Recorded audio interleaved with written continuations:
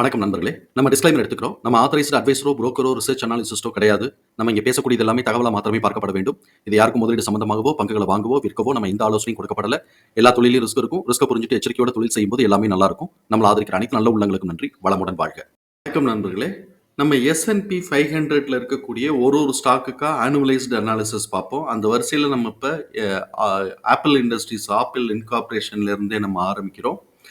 இவங்களோட current price $235.90 போய்கிட்டு இருக்கு. நான் ரூவான்னு சொல்றதெல்லாம் நீங்க டாலர்னு கன்வெர்ட் பண்ணிக்கங்க.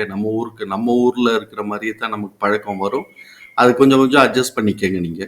இப்ப இவனோட பிஇ பார்த்தோம்னா 37 இருக்கு. அதே மாதிரி பிபி பார்த்தோம்னா 53 இருக்கு. நம்மளை பொறுத்த வரைக்கும் இது எக்ஸ்பென்சிவ் வேல்யூஷன்.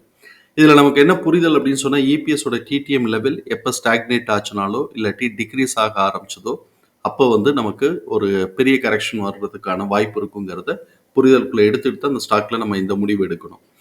இப்போ இவனோட டெப்ட் டு ஈக்விட்டி நம்ம பார்த்தோம் அப்படின்னு சொன்னோம்னாக்க 145% இருக்கு. அதாவது 1.45 இருக்கு. இதுவுமே ஹையா தான் இருக்குங்கிறது நம்மளுடைய பார்வை. இப்போ இவனோட இபிஎஸ் தகவல்களை தூக்கி நம்மளோட எக்ஸல் ஷீட்ல நம்ம போட்டிருக்கிறோம். எக்ஸல் ஃபார்முலாவில் போட்டிருக்கிறோம். இவனோட புக் வேல்யூ 3.77ன்னு எடுத்திருக்கிறோம். ஃபேர் பிரைஸ் 23.14ன்னு எடுத்திருக்கிறோம். ஃபேர் பிரைஸ் கரண்ட் பிரைஸோட ரேஷியோ 10.20ன்னு இருக்கு. இது நம்மளை பொறுத்த வரைக்கும் எக்ஸ்பென்சிவ் தான். இது நல்லா நம்மளுடைய லிமிட் எல்லாம் தாண்டி போயிட்டான்னே வச்சுக்குவோம். இப்போ குமுலேட்டிவ் இபிஎஸ் ஃபர்ஸ்ட் குவார்டர் ஒரு குவார்டரோட ரிசல்ட் தான் வந்திருக்கிறதுனால 2.41 இருக்கும். அதோட ஆவரேஜ் 2.41 இருக்கும். இபிஎஸோட டிடிஎம் 6.31 இருக்கு நம்மளுக்கு. அதோட ஆவரேஜ்னு பார்த்தோம்னா 1.55. இப்ப இந்த இடத்துல நம்ம புரிஞ்சுக்க வேண்டியது என்ன அப்படின்னு சொன்னாக்க நெக்ஸ்ட் குவார்டருக்கு எக்ஸிட் ஆக போறது 1.51. அதுக்கு ஈக்குவலா தான் ஆவரேஜ் வருது. இது ஃபர்ஸ்ட் குவார்டரை காட்டிலும் கம்மியா இருக்கு. ஸோ இப்போ இது ஸ்டாக்னேட் ஆகுதுங்கிறது இந்த இடத்துல புரிஞ்சுக்கிறோம். அதாவது எக்ஸிட் ஆக போற இதோட சேர்த்து இது ஸ்டாக்னேட் ஆகுது. ஒரு 6 பைசா கூடுது. அதே சமயத்துல Q1 ரிசல்ட்டை காட்டிலும் கம்மியாகவும் இருக்கு. அப்ப ஆக்சுவல் ரிசல்ட் வர்ற வரைக்கும் இது இந்த 6.31ங்கிற லெவலுக்கோ இல்லாட்டி 6.36ங்கிற லெவலுக்கோ கரெக்ஷன் எடுக்கும். அதுக்கப்புறம் ஆக்சுவல் ரிசல்ட் இதை காட்டிலும் கம்மியா வந்துருச்சு இல்லாட்டி இதை ஈக்குவலைஸ் பண்ணியோ இதை காட்டிலும் கம்மியா வந்துச்சு அப்படின்னு சொன்னா இவன் கொஞ்சம் பெரிய லெவல்லே கரெக்ஷன் எடுக்கிறதுக்கு வாய்ப்புகள் இருக்கும். நார்மலா இதோட புல்லிஷ் ட்ரெண்ட் அப்படின்னு சொன்னாக்க இதோட பிரைஸ் ரேஞ்ச் நம்ம சொல்லக்கூடிய பிரைஸ் ரேஞ்சுங்கிறது 32ல இருந்து 46. ஆனா யதார்த்த சூழல்ல இது கூட தான் போய்கிட்டு இருக்கு.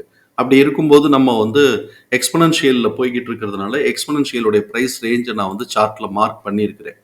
இதுல நம்ம புரிஞ்சுக்கிறது என்னன்னாக்க கீழே இருந்து நம்ம பிரேக் பாயிண்ட் இந்த பிரேக் பாயிண்ட்டுங்கிறத உடைச்சு மேல போச்சுன்னா R1 R2 R3ன்னு போய்கிட்டே இருக்கும்.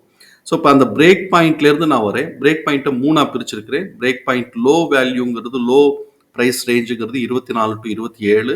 பிரேக் பாயிண்ட் மிட் பாயிண்ட் 39ல இருந்து 42. பிரேக் பாயிண்டோட ஹை பிரைஸுங்கிறது 60ல இருந்து 63. அதை உடைக்கும் போது R1 85ல இருந்து 90.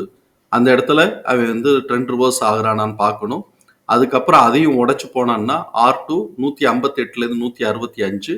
R3 263ல இருந்து 273. அதுக்கப்புறம் R4 நம்ம போடுறோம் அப்படின்னு சொன்னோம்னா கிட்டத்தட்ட அது 500 தாண்டி போயிருது. 594 to 612. ஆனா R4ங்கிறது ரொம்ப ரொம்ப எக்ஸ்ட்ரீம்.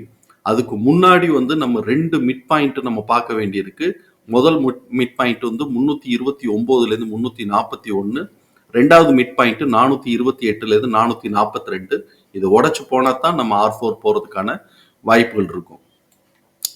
இப்ப இவன் என்ன பண்ணி இருக்கிறான்னு பார்ப்போம்னா பிரேக் பாயிண்ட்டை உடைச்சிட்டான்.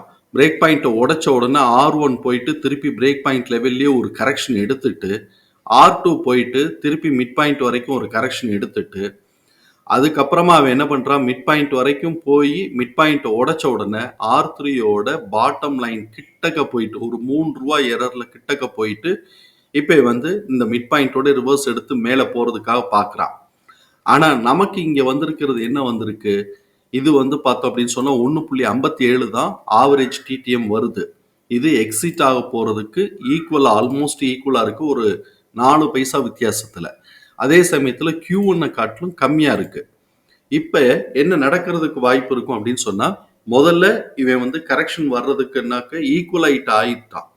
அதனால என்ன பண்ணுவான்னாக்க, ஒரு சைடு வேஸ்ல போய்க்கிட்டே இருப்பான். ஆக்சுவல் ரிசல்ட் இத காட்டிலும் கம்மியா வந்துருச்சு. இல்லாட்டி இத ஈக்குவலைஸ் பண்ணிட்டு வர்ற அளவுக்கு தான் வந்திருக்கு அப்படின்னு சொன்னாக்க, டபக்குன்னு அவன் கீழ கரெக்ஷனுக்கு இறங்க ஆரம்பிச்சுருவான். அப்படி கரெக்ஷனுக்கு இறங்க ஆரம்பிக்கிறான்னாக்க, இந்த மிட் பாயிண்டான 206ல இருந்து 215ங்கிற ரேஞ்ச உடைச்சுட்டான் அப்படின்னு சொன்னாக்க, சப்போர்ட் பாயிண்ட்ங்கிறது நம்ம இங்க குடுத்திருக்கக்கூடிய R2 மேலே ஏறும்போது R2ன்னு குடுத்திருக்கிறது தான் ஃபர்ஸ்ட் சப்போர்ட்டா வரும். சப்போர்ட் பாயிண்ட் 158ல இருந்து 165 அதையும் உடைச்சான்னாக்க 85ல இருந்து 90க்கான வாய்ப்புகள் இருக்குங்கிறத புரிதலுக்குள்ள எடுத்துக்கிறோம். தகவல் பயனுள்ளதா இருக்கும் நம்புறேன். தகவல் பயனுள்ளதா இருந்ததுன்னா சங்கருக்கு ரொம்ப சந்தோஷம். நம்மள ஆதரிக்கிற அனைத்து நல்ல உள்ளங்களுக்கும் நன்றி. வளமுடன் வாழ்க. நன்றி நண்பர்களே.